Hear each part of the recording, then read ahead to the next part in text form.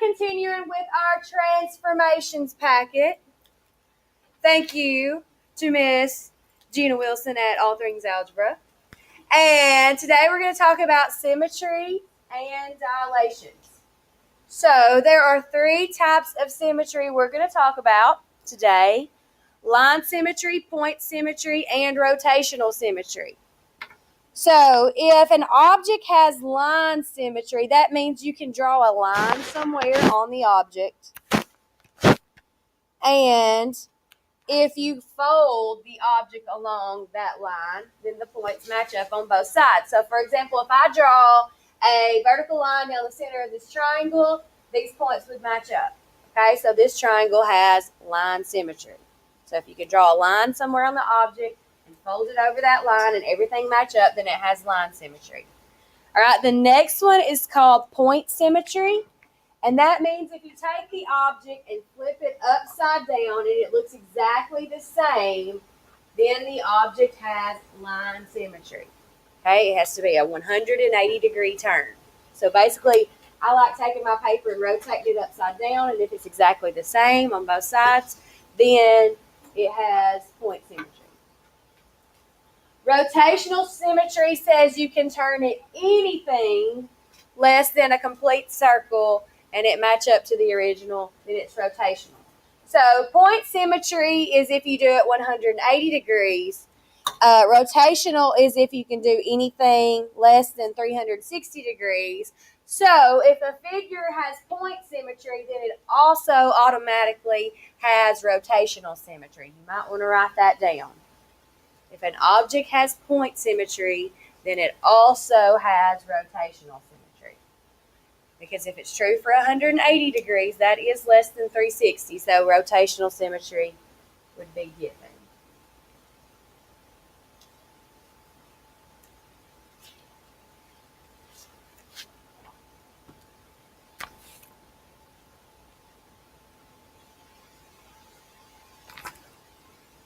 So it can have point symmetry, line symmetry, or rotational. And if it has point symmetry, then it also has rotational symmetry. So what we're going to do is actually go through all of these examples on page 12 and page 13.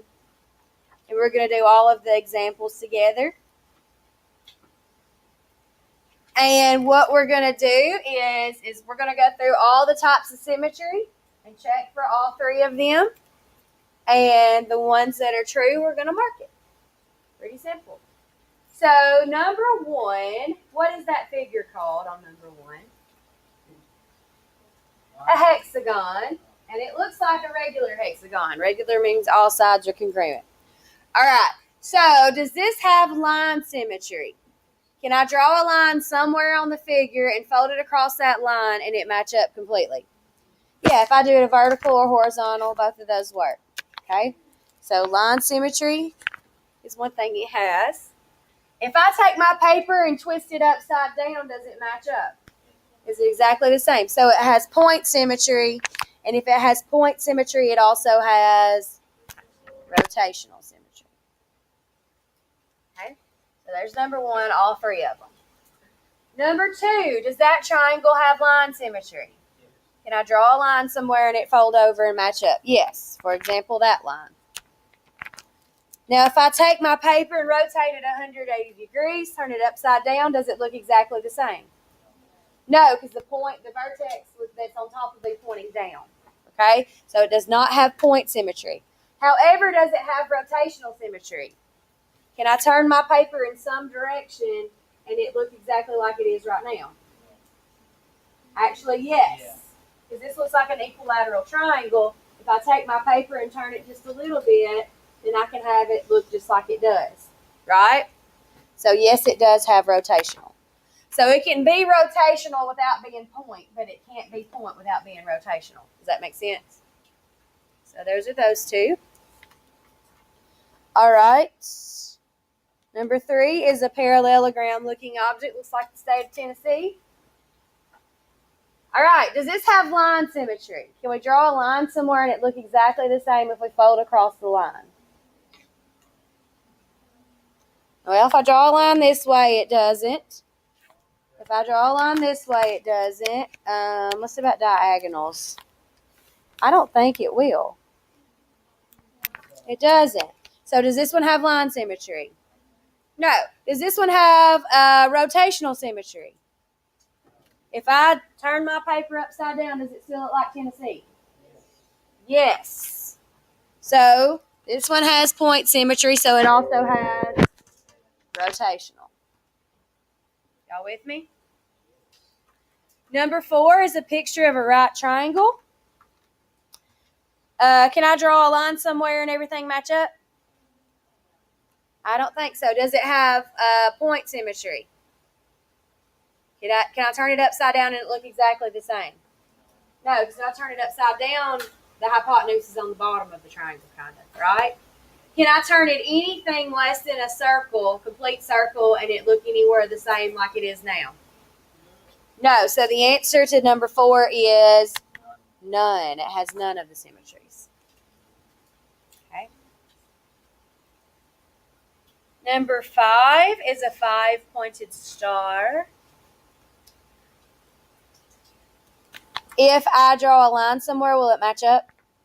Yeah, I can draw a vertical line down the center and it looks exactly the same on both sides. So it does have line symmetry. Does this star look the same upside down? No, because this point right here would be at the bottom and these two things are on top. So it doesn't have point symmetry. Does it have rotational symmetry?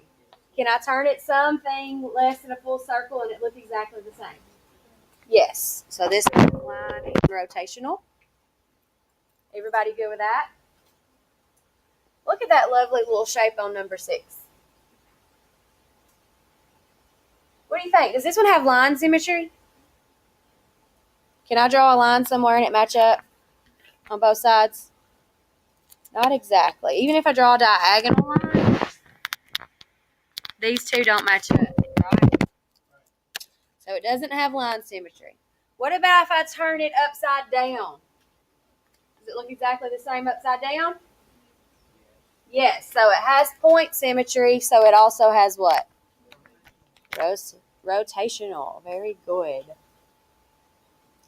Let's do number 7. It's like a block letter A. What do y'all think? Does that have line symmetry? Yeah, if I could draw a vertical line down the center and it looks the same. Does it look the same upside down? Does it look the same anytime I rotate it less than a full circle? No. So number 7 only has line symmetry. Okay. Number 8 is a lightning bolt, like Harry Potter. Does this one have the chow? Yes, we like cars. All right. Does number 8 have line symmetry? Can I draw a line somewhere and it look exactly the same? Where? Does that look the same? I don't think so either. All right. So if I turn my paper upside down, does it look exactly the same? No. Can I turn it anything less than a full circle and it look all the way the same? No. So what about what kind of symmetry do we have on number 8? None. No symmetry. All right. Let's look at number 9. What do y'all think it has?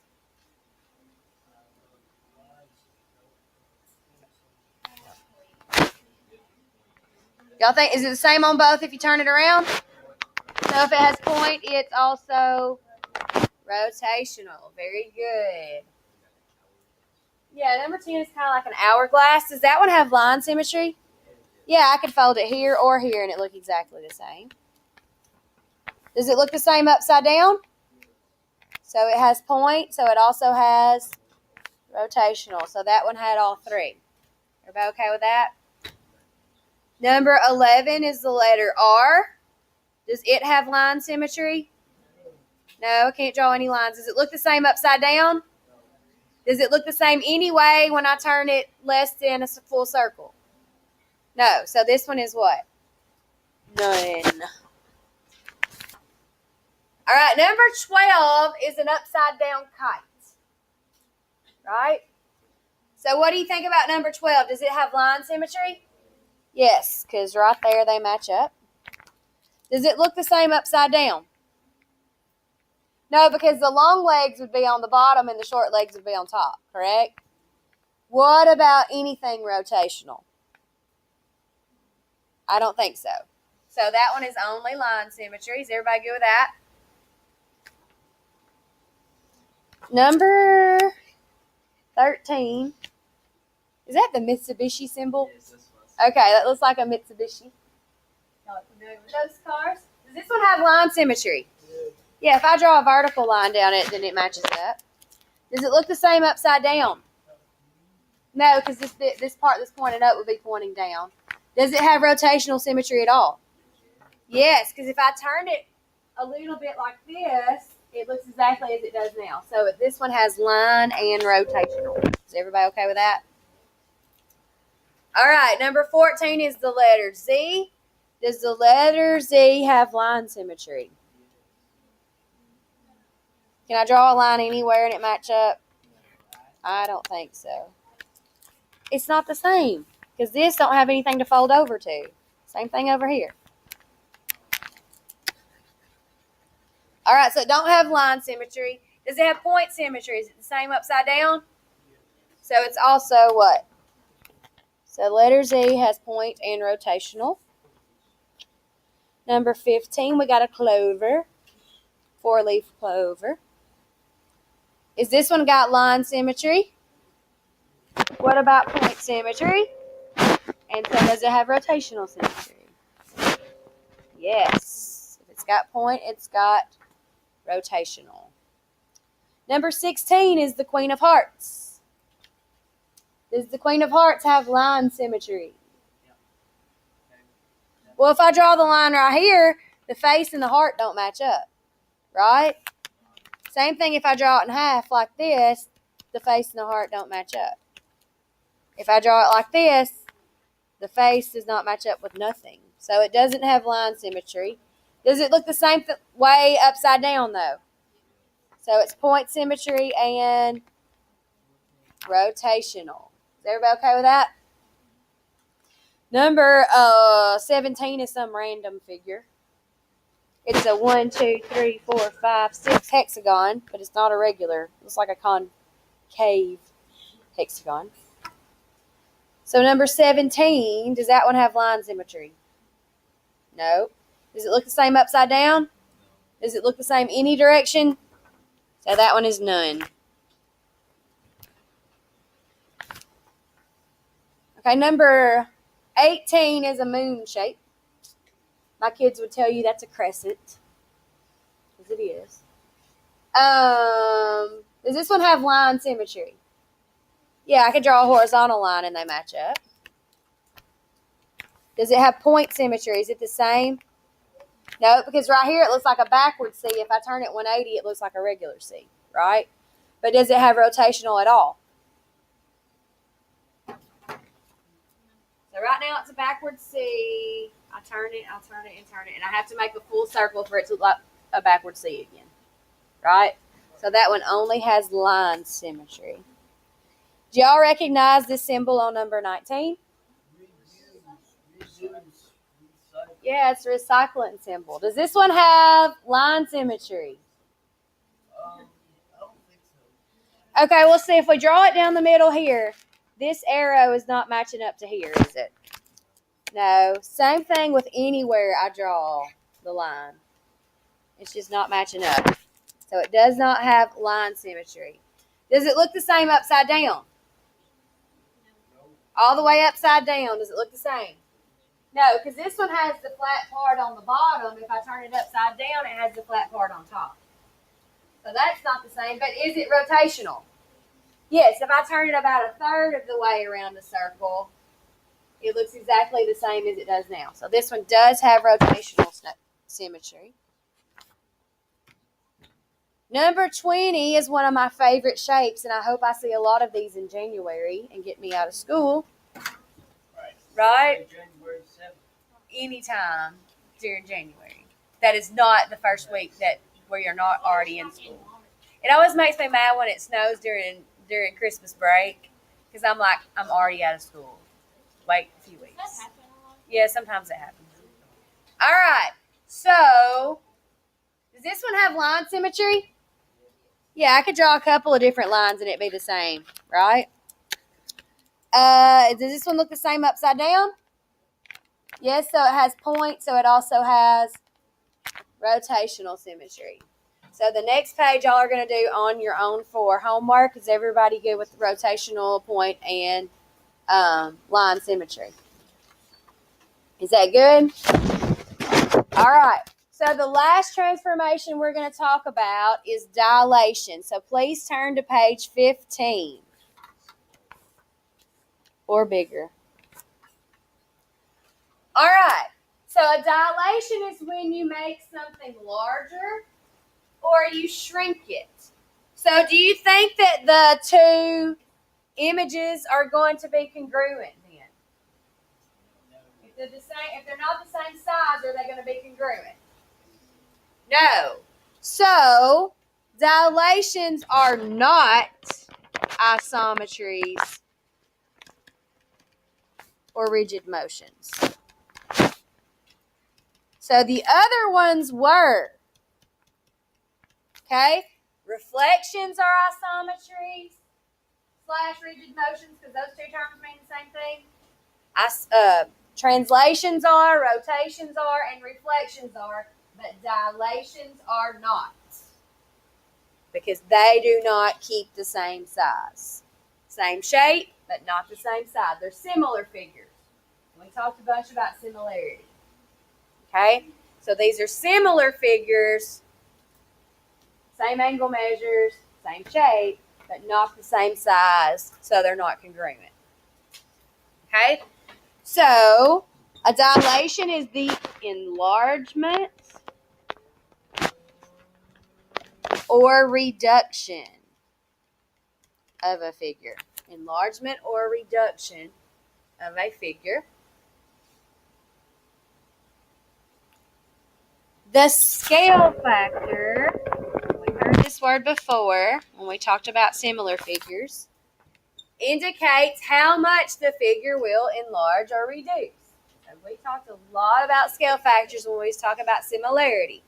And dilations are similar figures. So that's why we're seeing that word again. Okay, the variable for the scale factor, we call it K. So K is the variable that will be used for scale factor. So if you see K, that's what it's referring to, scale factor. When K is greater than 1, then you're going to have an enlargement. So if your scale factor is larger than 1, you will have an enlargement. It's going to get bigger. Okay? When K is less than 1, that means you're shrinking the object. So it's going to be a reduction.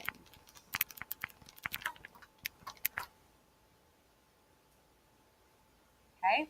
So if my scale factor is bigger than 1, it's going to get bigger. If the scale factor is smaller than 1, it's going to get smaller. So we're going to do a few of these. The two that are circled are the ones that will be your part of your homework. All right. So number 1 says, it says graph and label each figure and the image under the given dilation. So we're going to graph this original triangle and then we're going to perform the scale factor to get the new triangle. So let's go ahead and graph this first one, please, and label it R, S, and T.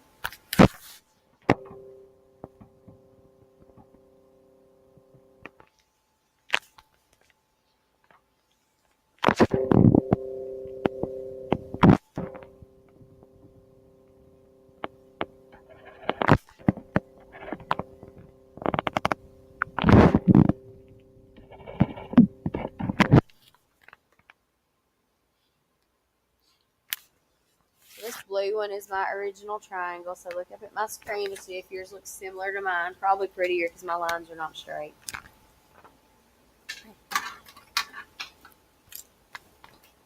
Just put it back up here when you're done. I cannot draw nothing. If you need a ruler or a straight edge, you're welcome to my orange box over there.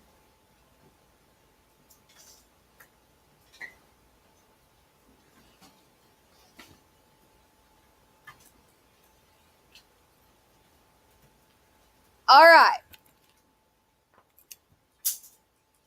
Don't break them.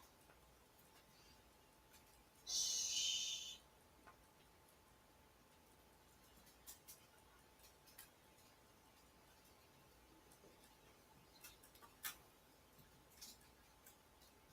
Thank you.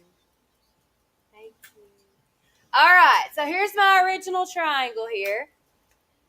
And it says I want to dilate it to have, it has a scale factor of 2. It says K equals 2 right there. So if K equals 2, do you think my new triangle is going to be bigger or smaller? Bigger, because why? K is greater than 1. Okay, so if K is greater than 1, it's going to get bigger. So what that means is all you have to do is multiply every X and every Y value by 2.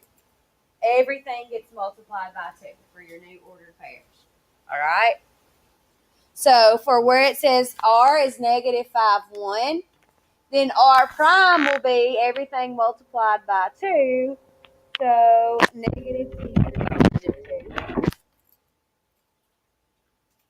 And then negative 3, 4 gets all multiplied by 2. So that's going to be negative 6 and positive 8. And then 2, negative 1 will be what? 2 coordinate. Or negative 2.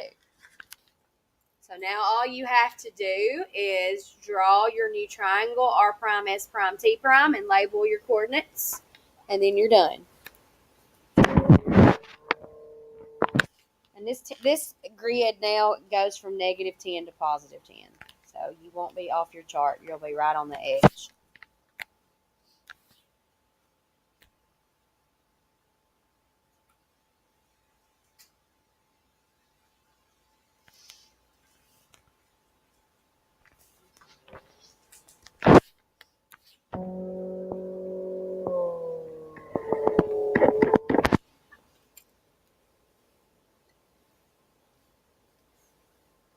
So it should double in size.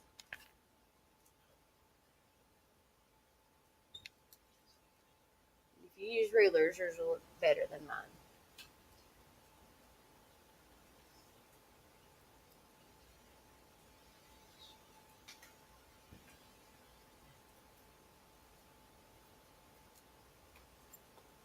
So it's really that easy. You just multiply all your coordinates by that number, the X's and the Y's, and then draw your new figure. That's it. So any questions about number 1? All right, we're going to skip 2 for now. You're going to do it for homework or classwork, whichever the case may be. All right, the next one is a rhombus. So let's go ahead and draw the rhombus on number 3.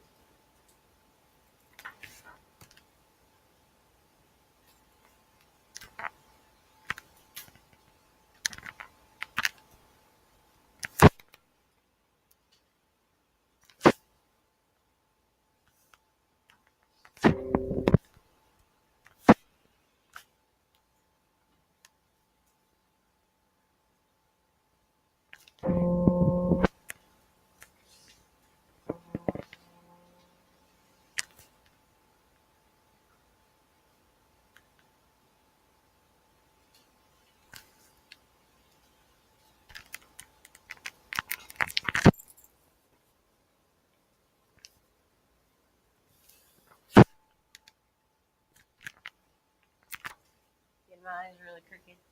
I didn't use a ruler.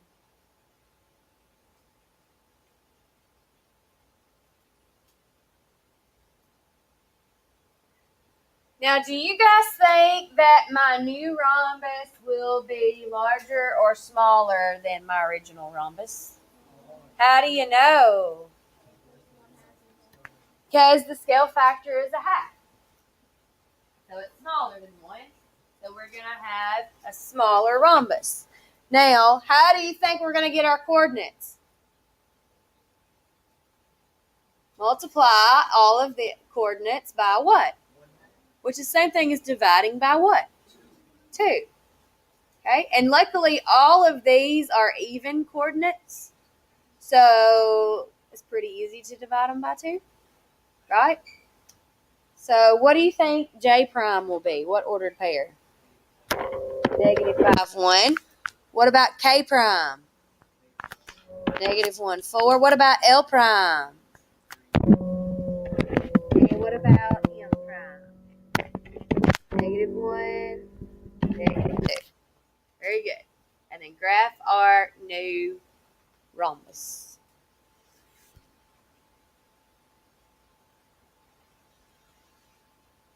And label them. J prime.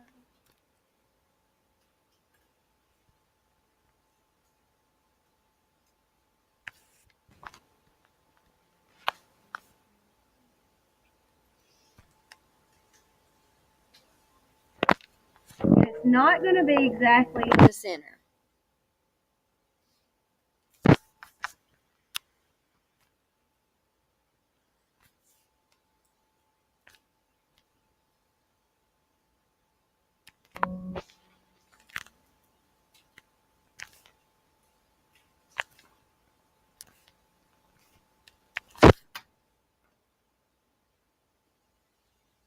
When you finish, you can check up with the screen and see if yours looks like my red one.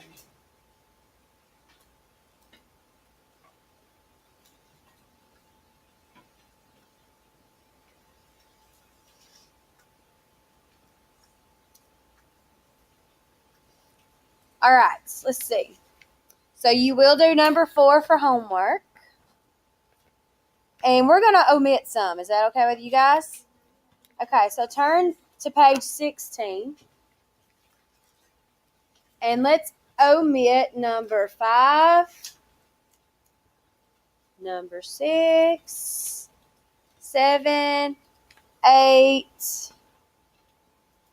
and 10. So that means you don't have to do them at all. Not today, not tomorrow, not anymore. Okay? Because on test day, you're going to turn in your whole entire packet, and you don't have to do those. Okay? All right, let's do number 9 together. It's pretty nice because they already graphed one of them for us. Right? Right? And it says graph the image using a scale factor of 3/2. The only part that stinks about that is they didn't give us the ordered pair. So instead of giving us the ordered pairs, they gave us the graph. But can we get our ordered pairs from the graph? Yes. So look at the graph. Can y'all tell me what the coordinates for point Q are?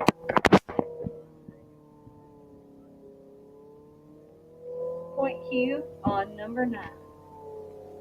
Negative 1, 4. Y'all agree? Negative 1, 4. Point R is what? 1, 2. Point S. I'm trying to go in the same order as my prime. Point S is what? 2, negative 2.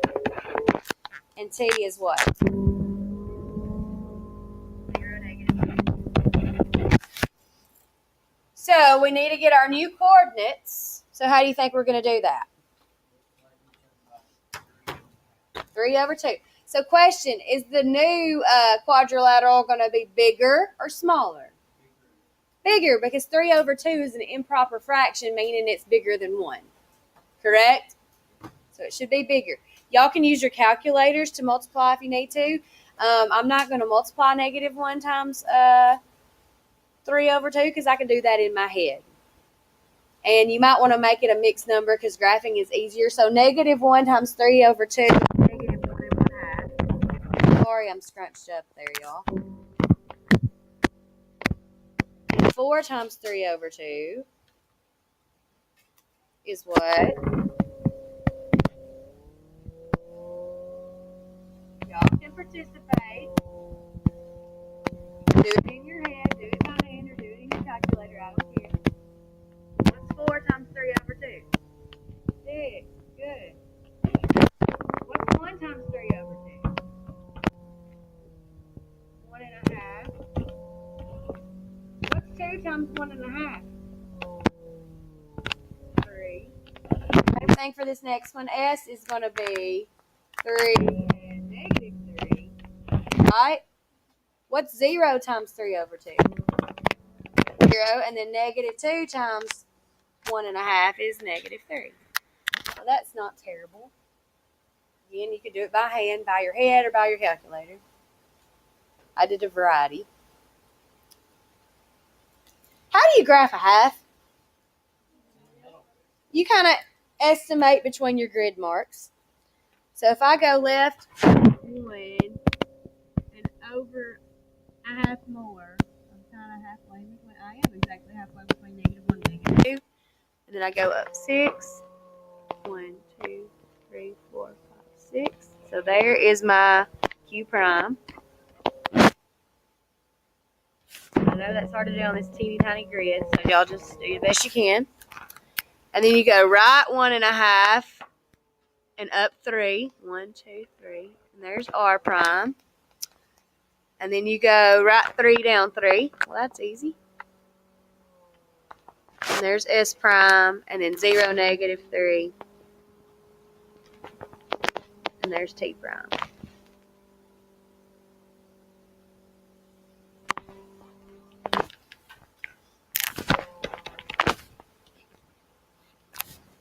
So it's not a whole lot bigger, but it's some bigger.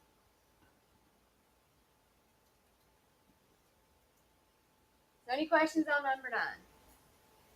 So if they give you the graph, you use the graph to get your original coordinates. And then you multiply by the scale factor. All right, so we're going to do number 11, number 12, and then we'll be done. This is a little backwards. They give you both the image and the pre-image, and you have to decide what the scale factor was. So they give you both graphs, so that should make it a little quicker. But you have to determine what the scale factor is. So what I would do is I would pick 2 corresponding points. For example, D and D prime. Okay, for also, the one that have the primes, that have the apostrophes, that's the new image, right? The ones that are just regular letters are the pre-image. So is the one that are primes, is that triangle, is that bigger or smaller? Smaller. So we know that our K value has to be less than 1, doesn't it? Right? It's going to be a fraction. It's going to be less than 1. So we got to figure out what that fraction is.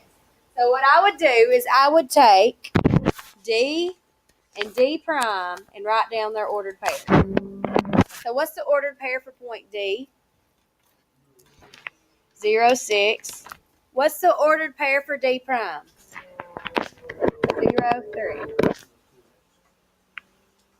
Yeah, it's 0, 2. Sorry. And then what you can do is reduce D prime's coordinates over D's coordinates. So all we can do is reduce 2 over 6. Because 0 and 0 is not going to tell us anything. And what is 2 over 6 reduced to? 1/3. So the K is going to be 1/3. So you take 2 corresponding coordinates, D and D prime, S and S prime, Y and Y prime. Okay? And then you do the prime over the original. Does that make sense? Prime over original for one of the coordinating coordinates, and then that will tell you the scale factor. So let's try that for the quadrilaterals on number 12. Somebody give me a point they like. X. Okay? So here's X and here's X prime. Okay, so which one is larger? The original quadrilateral or the new quadrilateral? So what's my scale factor going to be doing? It's got to be greater than 1. It can still be an improper fraction, but it's got to be something greater than 1. Y'all with me? So y'all give me the coordinates for x and x prime. X is what? Not 0, 2. 2, 0. And x prime is what? Yeah, you got to count them. 8, 0. Y'all agree? So to find the scale factor, you're going to do prime over original. We can do the x's since 0 is not going to help us any. So prime over, I just say what it was. Prime over original equals what? 4. 8 over 2 equals 4, so the scale factor is 4. So any questions on how you get a scale factor? Now, if you want to double check it, you can pick another point and make sure you still got 4. All right? All right, so here's your assignment for today. I want you to do page 14, which is the symmetry check boxes. Okay? On page 15, I want you to do only number 2 and number 4. So that's finishing the notes up on page 15. And then I want you to do page 17 and page 18 on dilations. Got it? Got it? Questions? Now, I'm going to stop recording. That's the end of the lesson. Bye-bye, YouTube.